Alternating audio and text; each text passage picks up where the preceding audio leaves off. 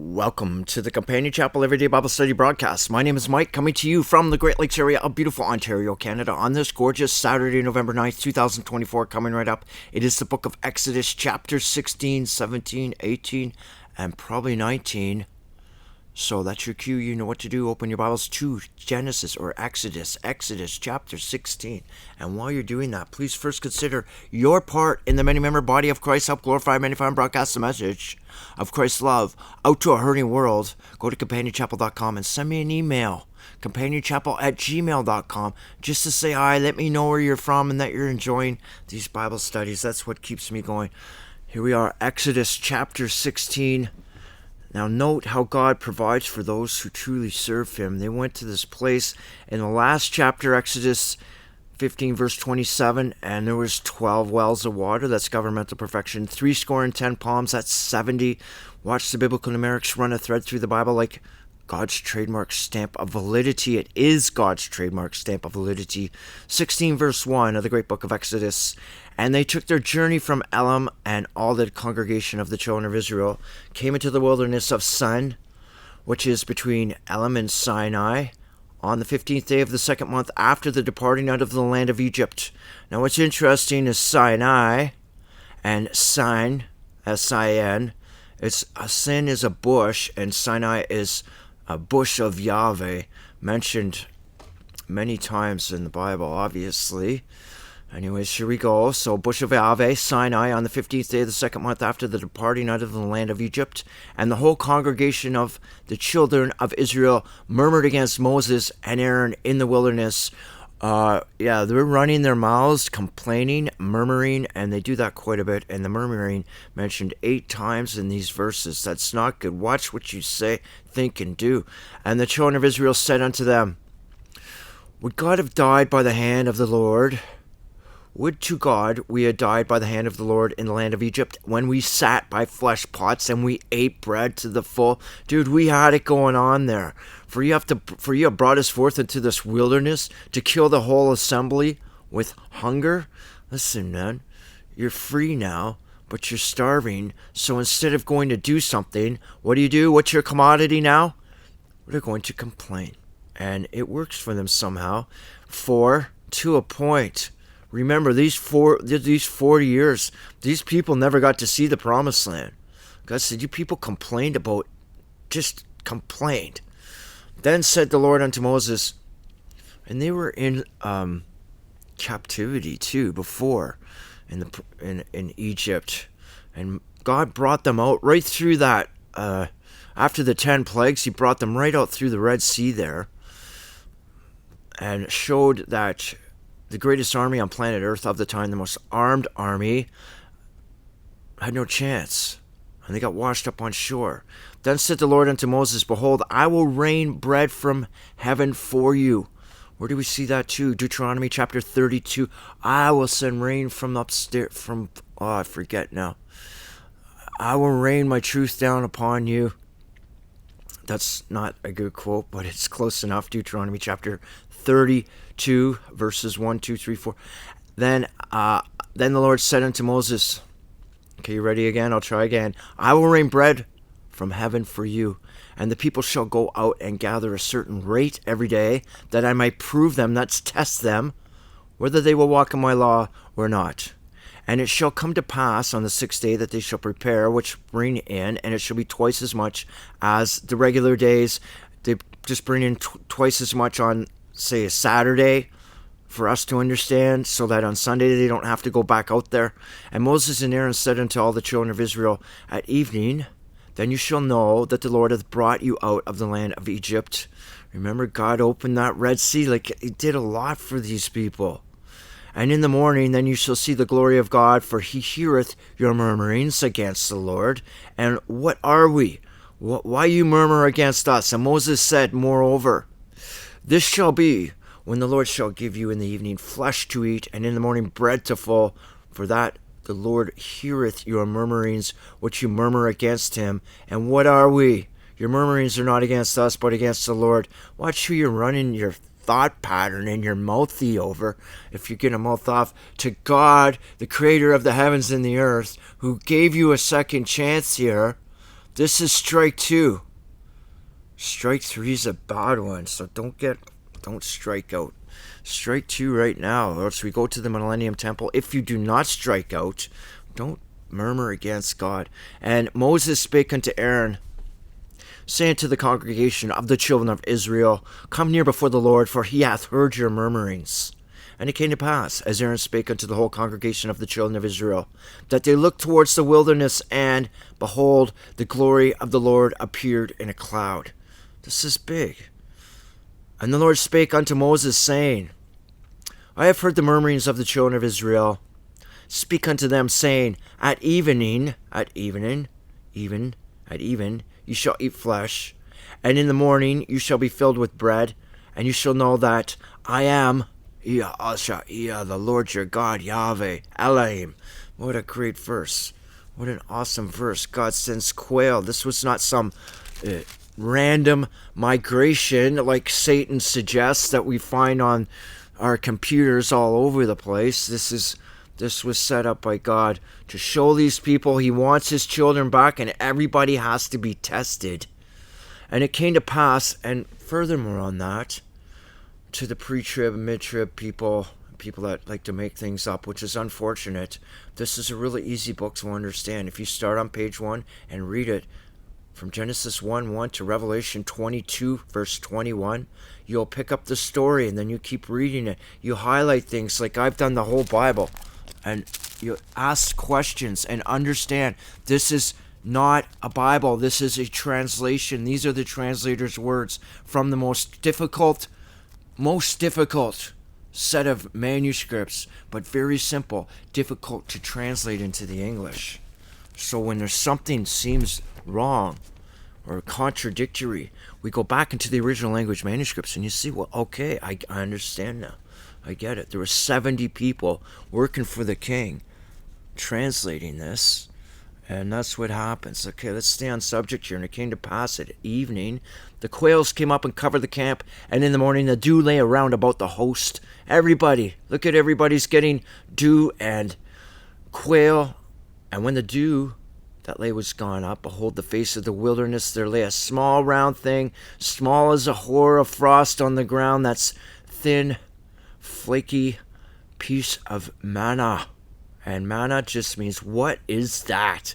And the children of Israel saw it and said to one another, It is manna. What is that? For they wist not what it was. They didn't know what it was.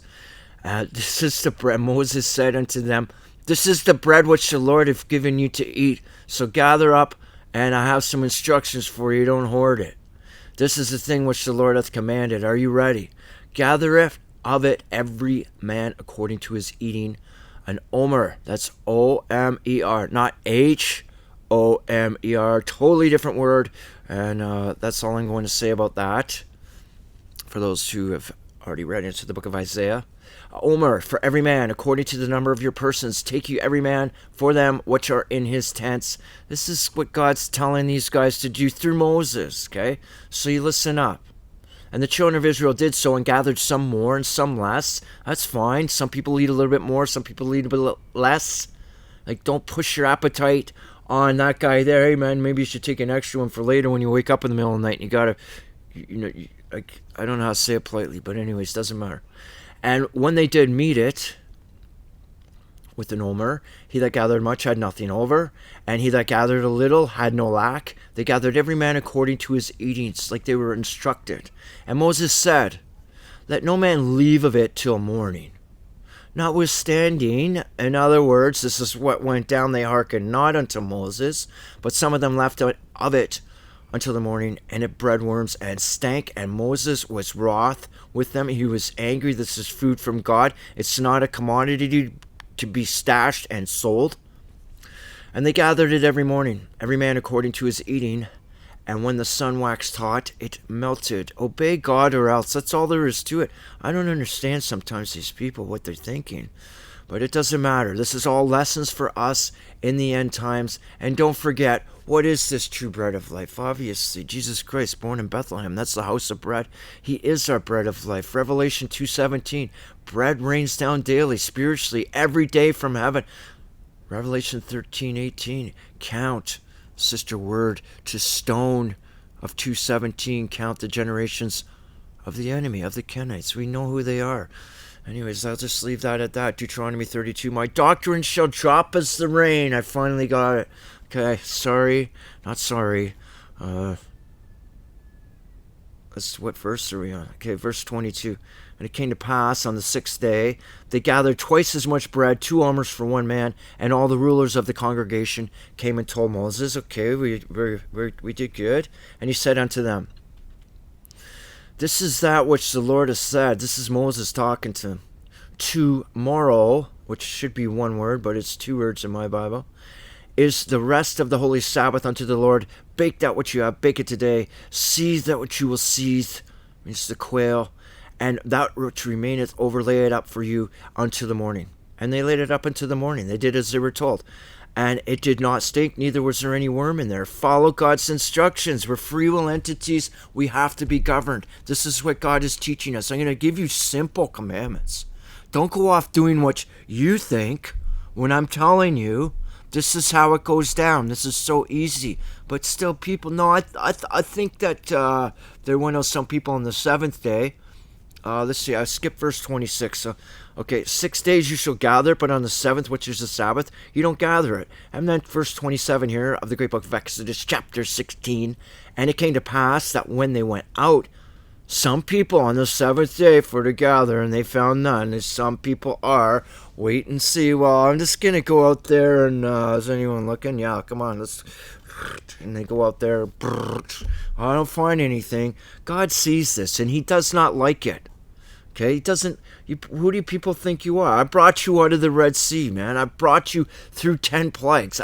I gave you bitter water and made it sweet. Like, what more do you want? And the Lord said unto Moses, how long? How long you keep my commandments and my laws? How long are you going to do it? See, he sees it. Just the arrogant, ignorant people. See, for that the Lord hath given you the Sabbath. Therefore he giveth you on the 6th day the bread of 2 days. Abide ye every man in his place. Let no man go out of his place on the 7th day. Don't insult me. So the people rested on the 7th day. And the house of Israel called the name thereof manna, because it was round, small, flaky, sweet, hard, melted, and it was from heaven, and it was like coriander seed white, and the taste of it was like wafers made with honey. It sounds like a nice little luxury donut, which I wouldn't mind right now, but I'm busy doing this. Verse 32, Exodus chapter 16. And remember, this is backed up throughout the Bible, like Numbers chapter 11, for example, I think verse 7, and 32 of the great book of Exodus chapter 16. Moses said, this is the thing which the Lord commandeth. Fill an omer of it to keep for your generations, that they may see the bread wherewith I have fed you in the wilderness when I brought you forth from the land of Egypt. Okay, and Moses said unto Aaron, take a pot, and put an omer full of manna therein, and lay it upon before the Lord, to be kept for your generations. As the Lord commanded Moses, so Aaron laid it up before the Lord, the testimony to be kept. Okay, the ark isn't yet constructed, just so you know, but it's going to go in there. 35. And the children of Israel did eat manna 40 years, until they came to the land inhabited it. They did eat the manna until they came unto the borders of the land in Canaan. Now, omer is a 10th part of an ephah, and you can read Psalms chapter 78 for an explanation. I'm not going there now. I'm trying to get through some chapters here. Okay, so it's not a homer. It's a omer. It's a different measurement. Okay, let's carry on here.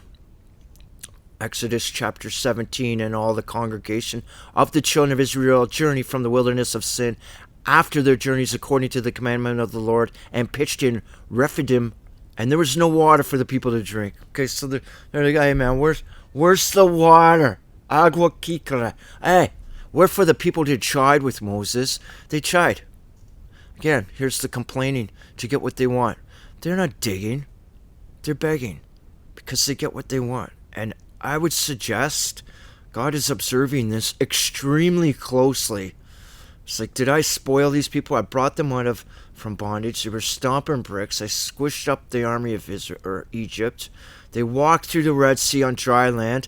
They saw the dead soldiers, 10 plagues, and more. The bitter water. It goes on. It just goes on. And now they're saying, where's the water? Wherefore the people did chide with Moses. Give us water. We need something to drink. And Moses said, why chide you with me? Why do you tempt the Lord? Why don't you grab a shovel? No. And the people thirsted for the water there. And the people murmured against Moses and said, why is it that thou hast brought us up out of Egypt to kill us and our children and our cattle with thirst? They're just caking it on here, and they kick it on even more. And Moses cried unto the Lord, saying, what should I do unto this people? They be almost ready to stone me. Dude, they're lining me up. They're sizing me up, going, we had it made back in Egypt. We had watermelons and garden vegetables and other fruits and meat. And the Lord said unto Moses, but they were stomping bricks all day. Like, come on, what kind of life is that? That sucks. Anyways, verse 5, and the Lord said unto Moses, go on before the people and take with thee of the elders of Israel, take thy rod, wherewith thou smotest the river, take it in thy hand and go. Here we go. God is ready. Behold, I will stand before thee there upon the rock in Horeb. What does Horeb mean? I forgot to look it up. It means, it was in verse 3, I think. And I don't want to go back too far. I forget what Horeb means. I think it's a geographical location. And thou shalt smite the rock, and there shall come water out of it, out of the rock, that the people may drink. And Moses did so in the sight of the elders. Moses obeyed God, and he called the name of the place Massa Meribah, which means temptation, tempting God, and strife, striving with Moses, because of all the chiding of the Israelites, and because they tempted the Lord, saying, is the Lord among us or not? Like, they saw it with their own eyes. When else would you be stomping bricks for 215 years, okay? So this would be the last generation, stomping bricks and making these brick things for Pharaoh so he can build these gaudy castles. And then all of a sudden, there they are walking out through water on dry land. It's like they saw it. Okay, our ancestors saw it with their own eyes. Okay, so there they are. Then came Amalek and fought Israel in Rephidim. Amalek is of Esau. We know this. Amalek is put for the Amalekites. They got water at Amalek, at Meribah, water plus Edom. So these guys came and they were fighting over the water, obviously. Verse 9. And Moses said unto Joshua, choose us out a man and go out and fight with Amalek tomorrow. I'll stand on top of the hill with the rod of God in my hand. God is with us. I will stand before thee upon the rock. The rock is Yeshua Messiah. He is your rock, your only stability, your only certainty. He's your fortress, your high tower, your only stability, your only certainty. And I messed that one up. I'm sorry. Safety and security is what I meant to say. So Joshua did as Moses said unto him, and fought with Amalek. And Moses, Aaron, and Hur went to the top of the hill. Hur is out of the royal tribe. We know that. If you've read ahead a little bit into 1 Chronicles chapter 2, we know that he's the son of Caleb, son of Hezron, son of Phares, the son of Judah. Here's Hur. Went up unto the top of the hill, and it came to pass when Moses held up his hand that Israel prevailed, and when he let down his hand, Amalek prevailed. But Moses' hands were heavy, and they took a stone, put it under him. He sat thereon, and Aaron and Hur stayed up his hands, one on one side, one on the other side. I believe it was the other side. And his hands were steady until the going down of the sun. Long fight, man. 13. And Joshua. Hey, where's Joshua's name? And Moses said unto Joshua, choose us out a man to fight Amalek. Hey, I forgot to say Joshua. Okay, Joshua's in the Bible 250 times or something like that, I'm pretty sure. He was a bondman of Egypt. And then Hur, choose us men to go out and fight against Amalek tomorrow. I'll stand on top of the hill with the rod of God in my hand. Yeah, I forgot to say about Joshua. And Hur is another dude. So Joshua is like it's the same as saying Jesus in the English. It's a great type, Yeshua Messiah. He takes over. He leads them into the promised land. He does what he's told to do. Joshua. Moses got to see the promised land, but he didn't get to trip into it. Doesn't matter. Moses was a great Christ type. And Joshua discomfited Amalek and his people with the edge of the sword because Jehovah Yahweh was with them. And the Lord said unto Moses, write this for a memorial in a book and rehearse it in the ears of Joshua, for I will utterly put out the remembrance of Amalek from under heaven. Now this doesn't happen right then and there, obviously, but it does happen eventually at the end of the millennium.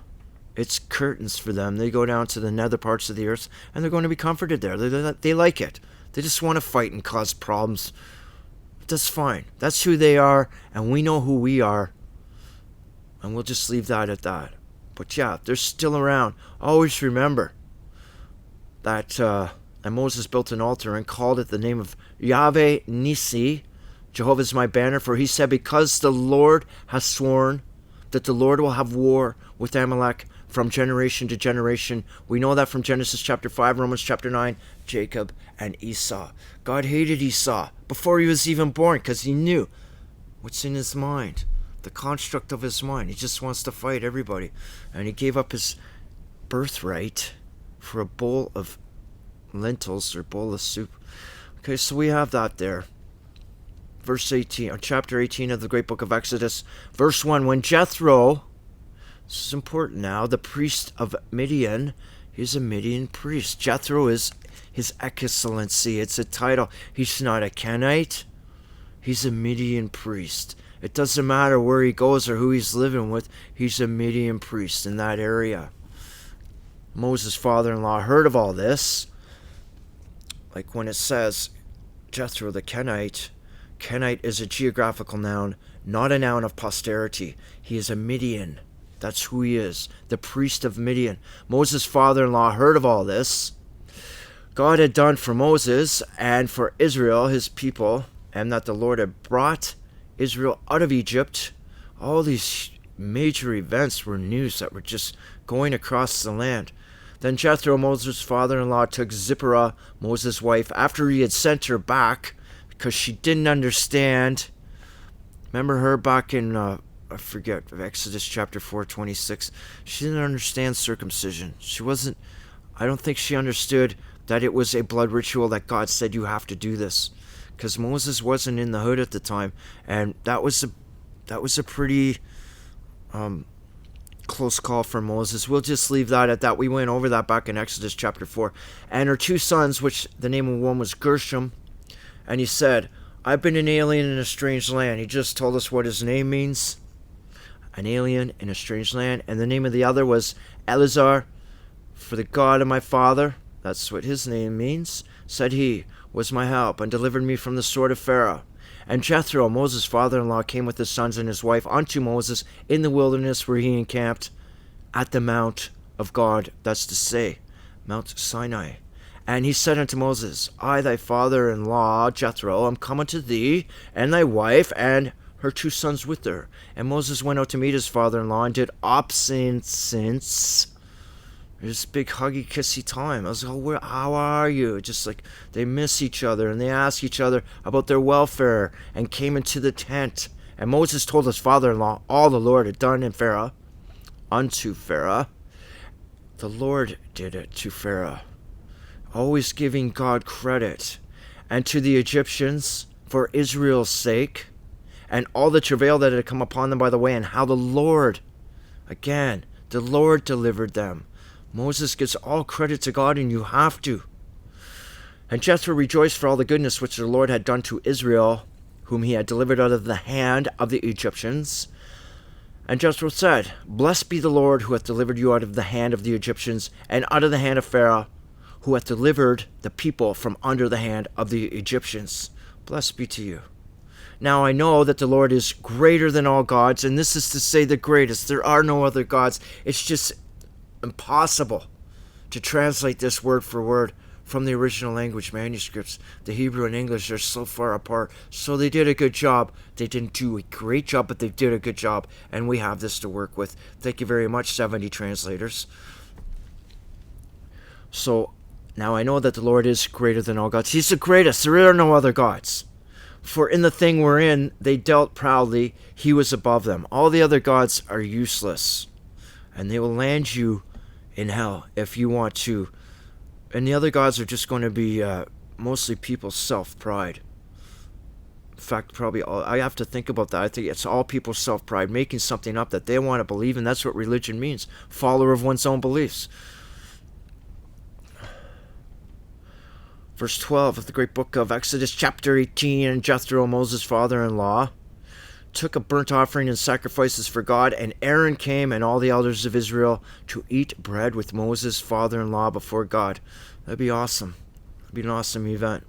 And it came to pass on the morrow that Moses sat to judge the people, and the people stood by Moses from the morning unto the evening. There's Moses. He's the top dog. He's the magistrate. He's the big lawyer. He's going to say yes, no, yes, no. Okay? And he's using God's laws that God has taught him so far. And when people's and he's using Hammurabi law, he's just using the proper law. He knows what's right and he knows what's wrong. That's why he's Moses, drawn from the water. And when Moses, father-in-law, saw that he did to the people, he said, "What is this thing that doest to the people? Why sittest thou alone? Why do the people stand from the morning into evening?"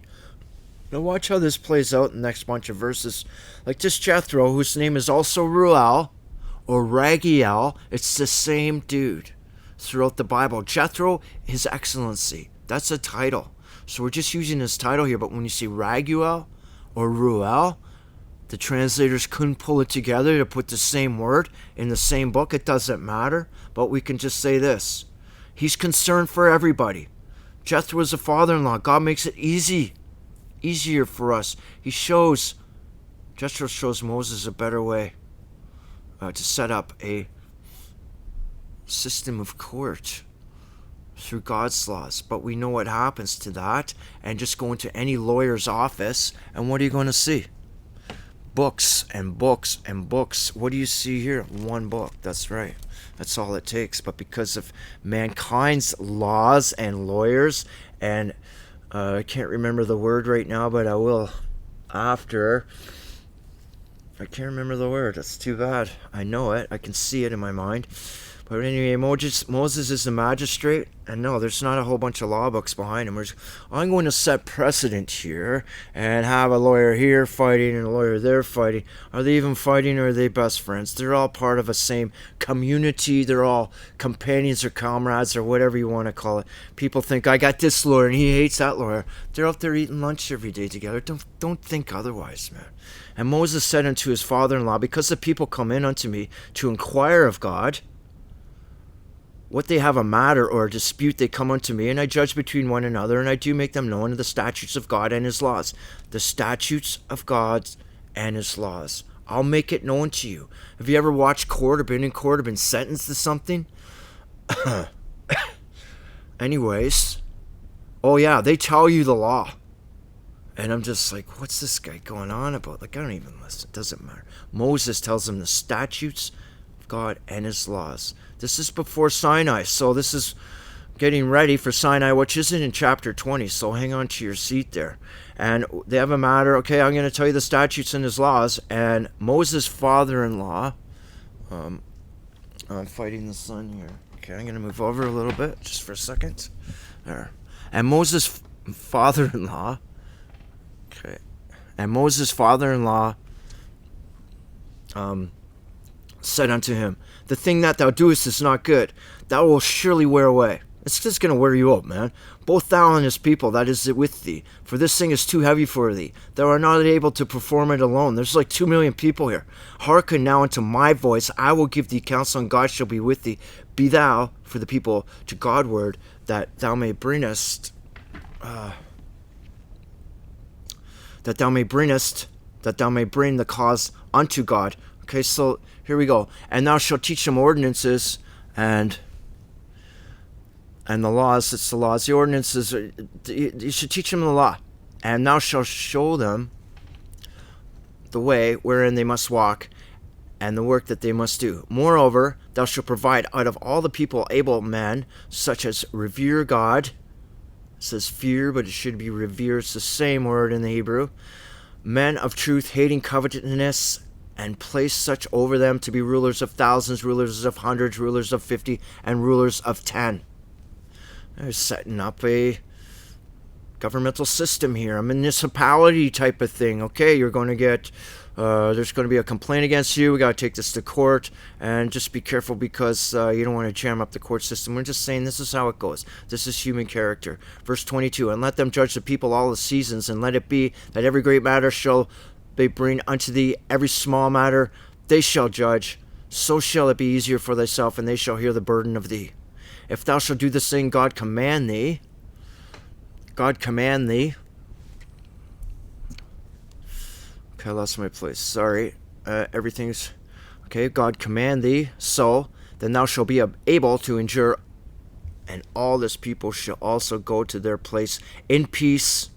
And Moses hearkened to the voice of his father-in-law and did all that he had said. We didn't have the laws of Sinai yet. We didn't have the Bible yet. Moses is just teaching them. Okay, it was Hammurabi law. It was more violent law back then.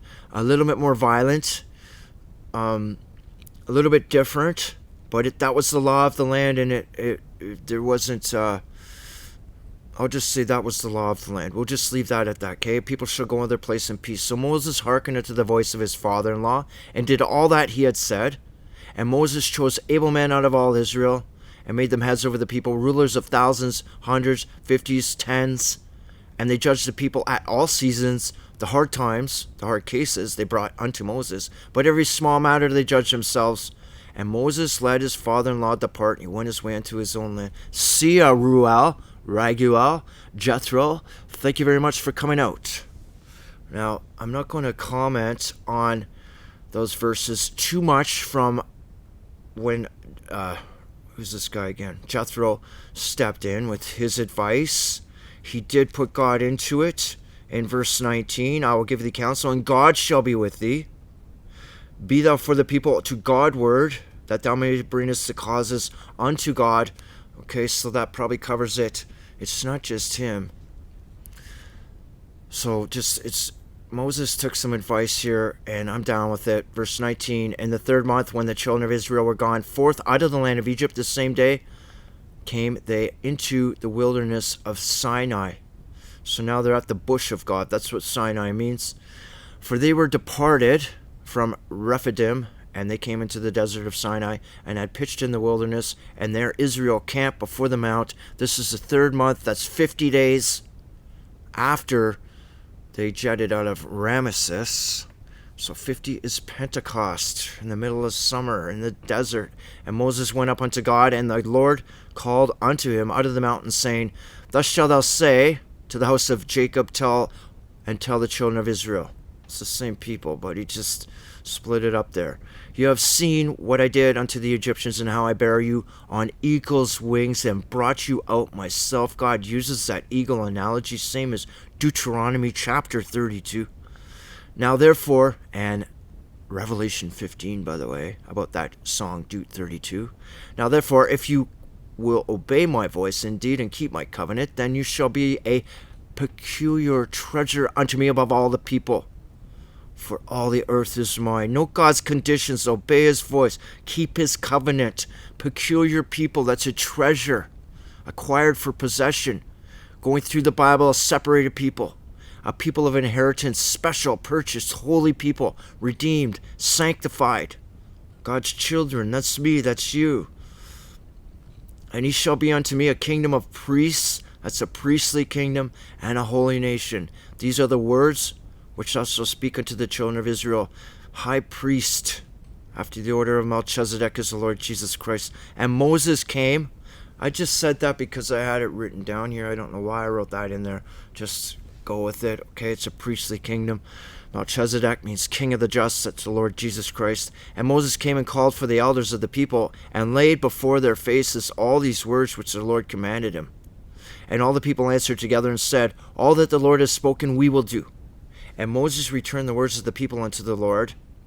And the Lord said unto Moses, Lo, I come unto thee in a thick cloud, that the people may hear when I speak with thee, and believe thee forever. And Moses told the words of the people unto the Lord. And the Lord said unto Moses, Go unto the people, and sanctify them today and tomorrow, and let them wash their clothes, and be ready on the third day. Are you ready?